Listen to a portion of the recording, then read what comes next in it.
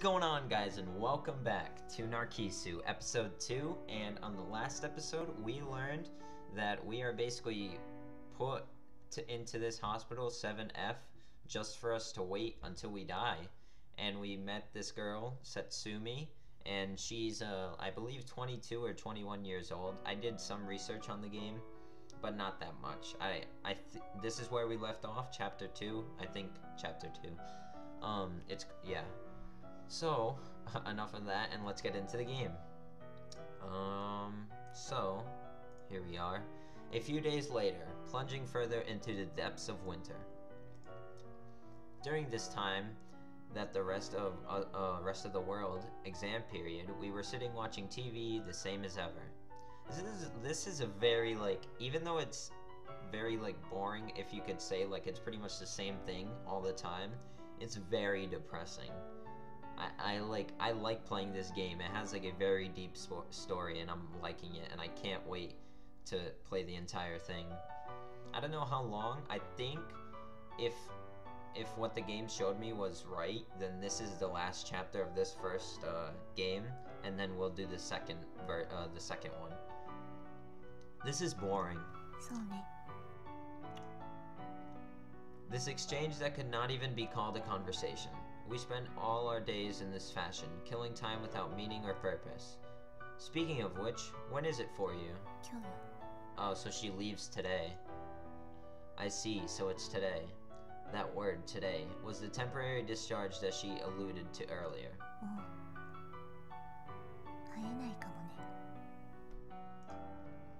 Huh? Yeah, I guess that's true. Because even if she were to be readmitted to 7F, that would be her last time. And in that time, I'd probably be discharged and remitted myself. It didn't seem likely that things could be timed so that we could see each other again. About where I'm going to die? No, not yet. She nodded somewhat sadly, the expression of someone being discharged for the second time. I still felt nothing about the situation, and I hadn't heard from the doctors about my first discharge. Come to think of it, I wondered if she'd finally decided what her own answer to the dilemma would be. Oh, I guess the nurse is coming, yep. Oh, so there's more voice acting. A lady came up to us with these words. This was probably her mother. She nodded slightly at me. I did not rise.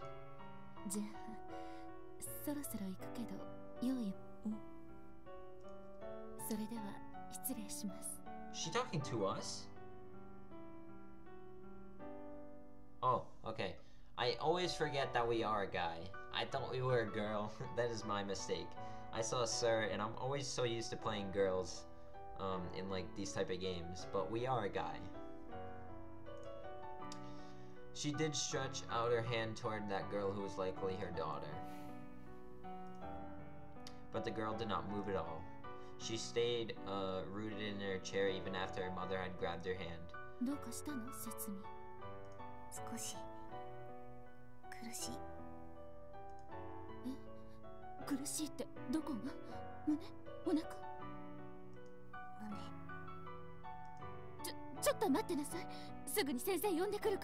Oh shit. Something's happening. She took off, and visitor used slippers in a sprint towards the nurse's station. There were but two things left in this place, her and me, both in chairs. And hopefully the volume of the audio quality is better. Hopefully I don't sound very quiet compared to the game. Basically what I did, I just lowered the game volume since it was loud. Hopefully the voice acting in the game is good. Like you can hear it clearly. I hope you can.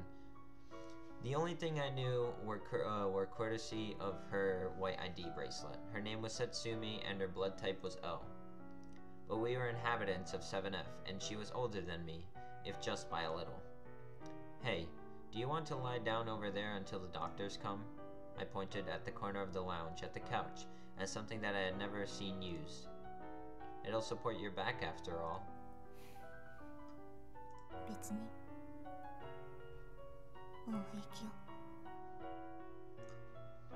Saying those words and nothing more, she stood up quickly. Hey, wait! Don't do anything foolish.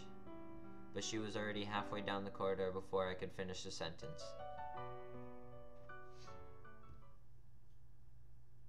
Nightfall, after lights out. Bored of reading manga as usual, I wandered through the darkened hospital. The usual lounge, now pitch dark from the absence of light. That was where I found her. Hey, so you're still here.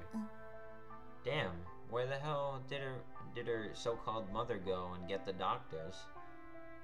What's up? Not feeling well again?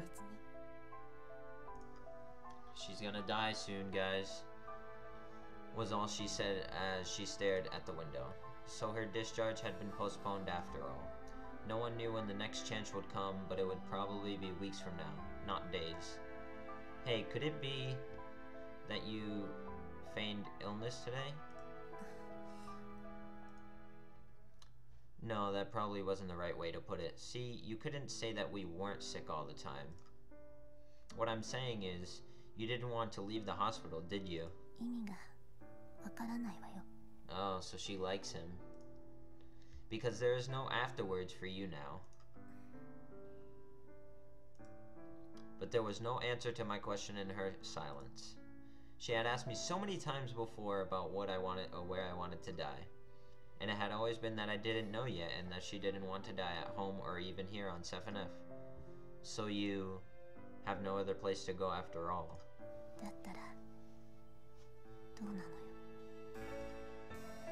No, nothing. This familiar lounge, flooded in darkness. Her familiar stance, looking out the window without so much as acknowledging my existence. This place we call the hospital, and its extinguishing lights in spite of the fact that it was only 11 p.m. or so. This was the tangent point between what was normal and what was not. On top of that, we were inhabitants of 7F, bereft of any choice save one: death on 7F or death at home.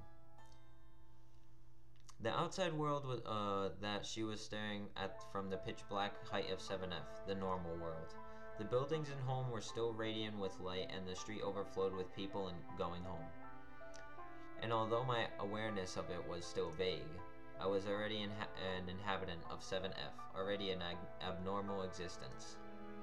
There was no longer any way for me to go back to that other world. Was there now? My time my time is at a standstill. I spent so many seasons, so many white overcast skies without the want or need to converse with anybody. This is basically an insane asylum. There's no one there. They only talk to each other. There's one TV and that's it. At first, I would look down at the healthy kids going to school and at the people walking back and forth on the streets. And when I got tired of that, I always watched TV. Nothing else to do. Nothing else I could do. That's repeated a lot. But it adds emphasis to it. Even when there was snow outside the window, it was always bright and sunny inside the TV screen. A dream world stretching out before my eyes without heat, without cold, and without pain. I sought comfort from my imagination, and so I amassed a huge knowledge base. Meaningless trivia upon meaningless trivia, over and over. And before I knew it, nothing that appeared on TV seemed real anymore. And in quick succession, it also happened to books, games, and then my family. Finally, I was unable to view myself as anything real, as if I were staring at scenes of another person's life. Damn. That's why I was not surprised even when they transferred me to 7F. But if I closed my eyes, the world would always vanish. So I thought I'd be fine. And I did as I thought. And soon enough, my second discharge from the hospital. By the time of my next admission, I'd probably be too weak to stand by myself. I found my own self, the one who couldn't do anything even though she knew this, to be pitiful. I find my own self, the one who had no destination, to be ridiculous. My time... Wait. Okay, this is her talking. I lived for 22 years. Oh, so she is 22.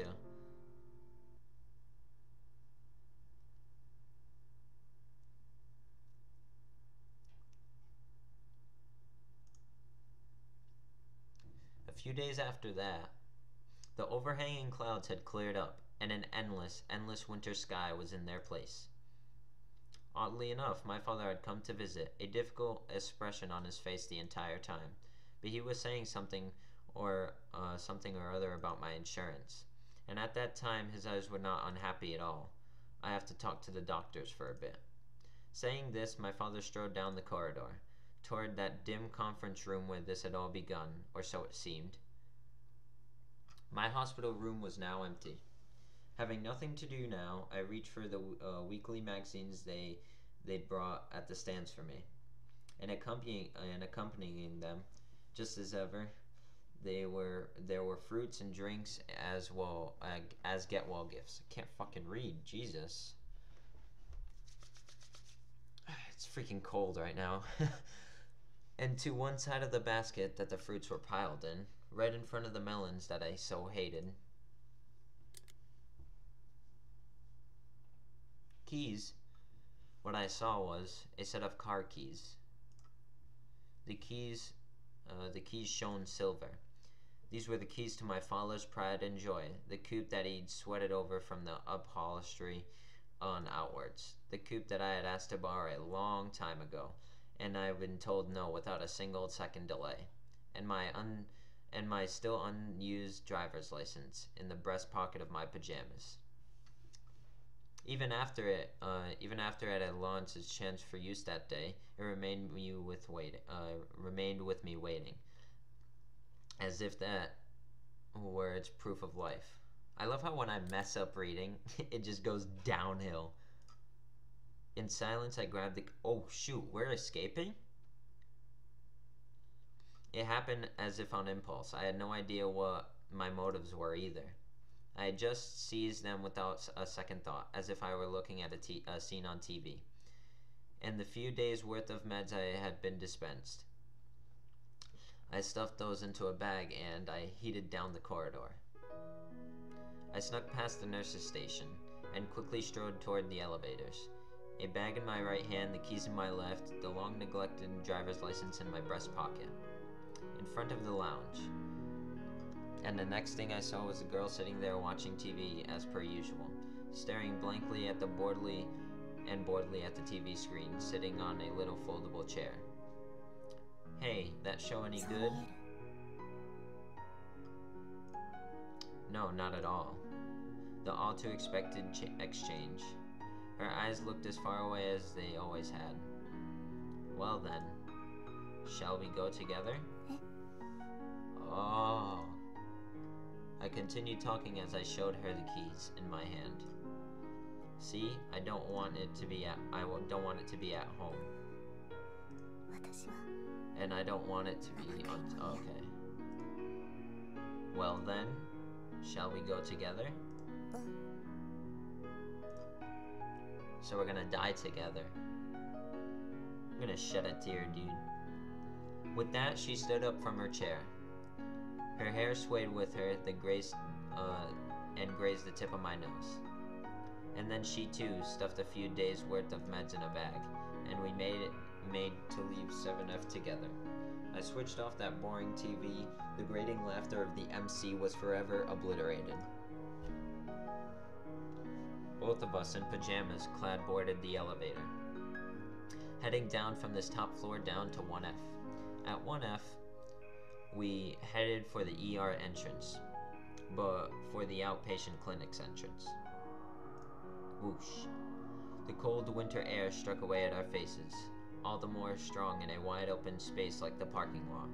The two of us wandered around the spacious field, looking about ourselves with unease, and after a little while we came across my father's car. Ooh, it's a Mario car! The silver coupe. My father's pride and joy, impeccably maintained. I immediately entered the key and opened the door. Go ahead, get in. わかった。 I sank into the driver's seat. She was in the passenger seat, but she was too short that she had a hard time seeing the road. Ooh, okay. So, it's on the right side. I turned the key into the ignition and stepped slightly on the accelerator, just as I learned during training. Reassuring engine noises filtered into the cabin. I released the handbrake and then applied the clutch. What the hell? Okay, Skype, I'm sorry. Let's quit Skype. Sorry about that. Okay, I released the handbrake and then applied the clutch. Now we could go anywhere. That was our plan. Alright, let's go. She nodded slightly. Instead of replying, I shifted into second gear, and the car accelerated smoothly. Unused to the clutch and swerving slightly, I advanced slowly. 揺れるわね。 Yeah, it's my first time in a car. Well, it's the first time I got my license that I had driven a car. The exit to the parking lot was now in view, and the largest road beyond it, without traffic lights. I turned onto it. Beep beep. The sound of honking car horns, those were directed at me as I cut into the road. The silver coupe complained but did not stop as I worked the unfamiliar clutch, the stiff gearbox. I must really have rubbed the other drivers the wrong way, as the honking of horns did not seem likely to cease. But I continued to drive without caring much. None of it quite seemed real at all. Hey. 何？ Are you scared? 怖がった方がいい。 No, not really. Still before noon, the high-flying sun. The skies of January, above and beyond the windshield. Skies so blue that they seemed almost in morning. We had no destination. On that cold day with an alien clutch and a swerving car. On that day when we drove onto the highway in our pajamas. On that very day of winter.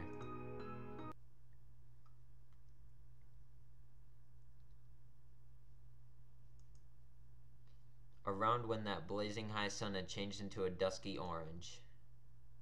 We were continuing to drive, just driving in any direction at random. And in a place that I did not recognize. We're stopping for a bit. Excuse me. I finally brought the car into a halt. A roadside somewhere far away from civilization, no traffic anywhere to be seen, lonely. Having stopped the car in this nameless place, I started inspecting around the cabin. If there was anything useful here. We'd just run off without any preparation at all, but there was something troubling leaping out at me. With that on my mind, I first scored the dashboard. There's nothing here at all. A couple hundred yen cluttered around the gear stick, a few manga volumes, and a cheap disposable camera. It wasn't as if we had a destination, but the onboard GPS navigation system looked broken, and I only had 8,000 yen on me. That was all the money I had lying around when I up and left. So combined with the pocket change I found, I only had 9,000 yen or so. Of course, I hadn't really expected there'd be anything in the car anyway. But this lack of money presented a problem. It wouldn't be possible for us to find lodging on this budget. And it didn't seem likely that this girl would have any money on her either. No, it's nothing. Whatever. I'd half expected this from the beginning. It wasn't as if I'd thought this through enough to have things like a plan or a schedule. I just wanted to get out right then and there. I did not want to stay where I was. Underneath the curtain of twilight, I started up the silver coupe again. Hey, are you hungry? I asked her as I drove along. Come to think of it, she hadn't eaten anything since morning.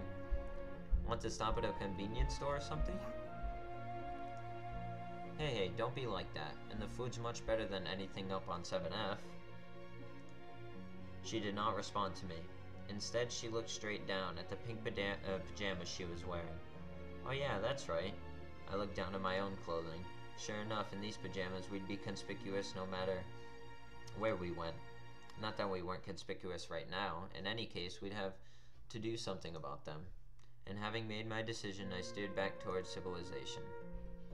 After a little more driving, we arrived in a place whose name I did not know. Probably somewhere close to a rail station.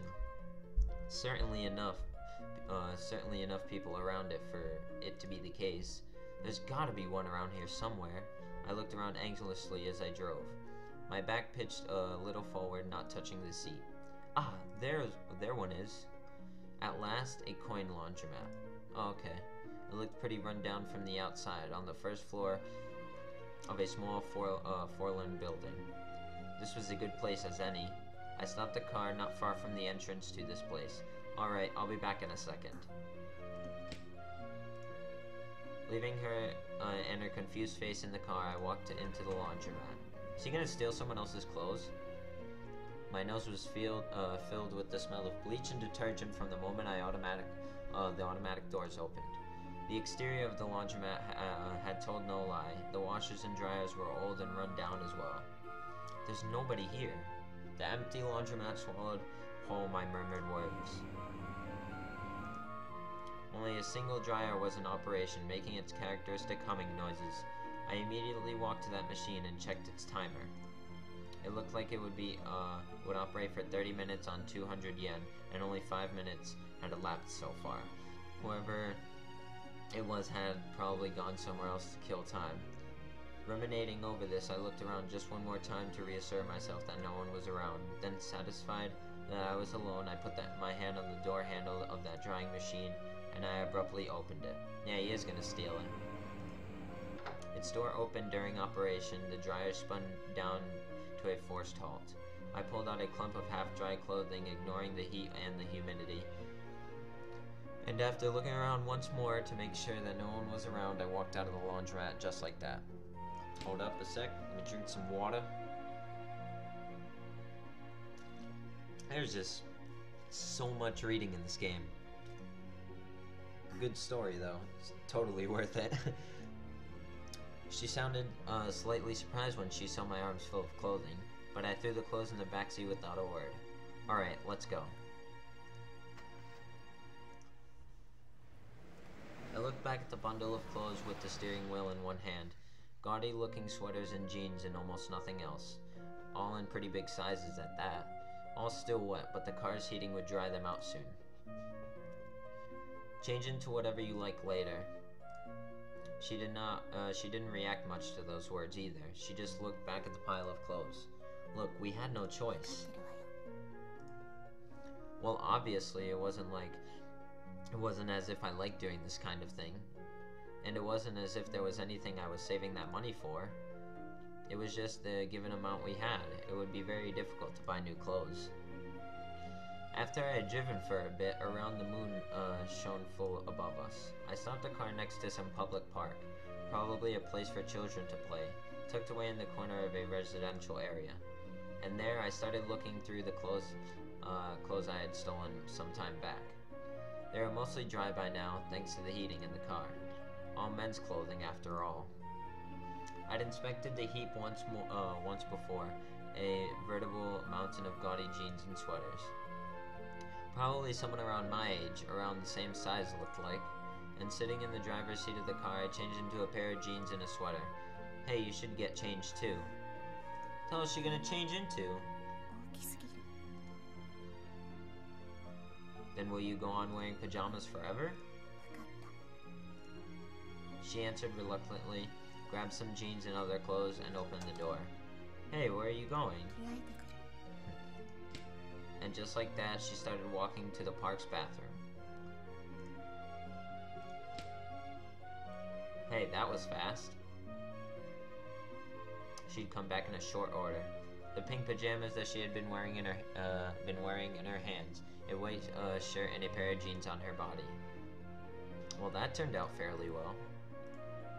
No answer. I'd expected this, but everything was too big and baggy on her. The jeans were too long and rolled far up at the cuffs, and the sleeves of the shirt were much the same way. Of course they were. Come on, come now, don't say that. It's a little warmer this way at least. She made only a slightly dissatisfied face at my words.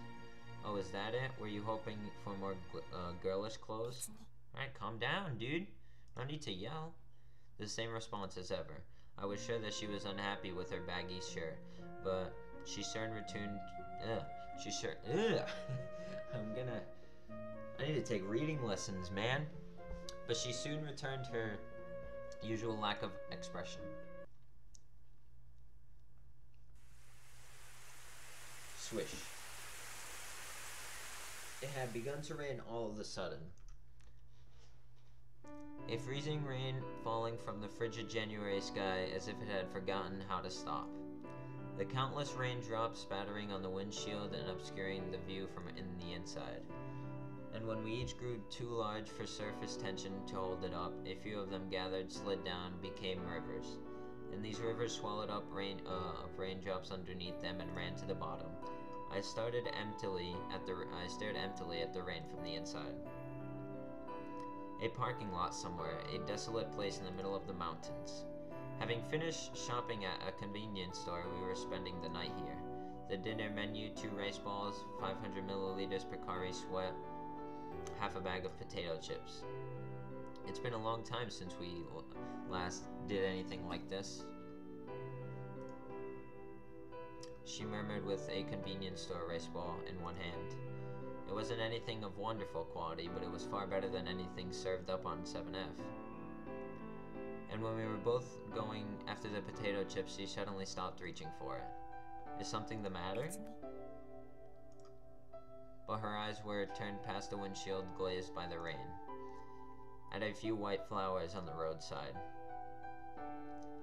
at some flowers soaked in rain. I didn't know if someone had planted them or if they were wild, but I remembered something about them. Were those Narcissus? Those are Narcissus. Yeah, they looked familiar. Alright, Narcissus. While I didn't know flower names all that well, I had at least heard of Narcissus before, and this girl who seldom spoke a single word was actually talking about something, and so I followed along. And speaking of which, are these not exactly the real deal as well? Huh. So they must be pretty rare then. Anywhere? And where exactly?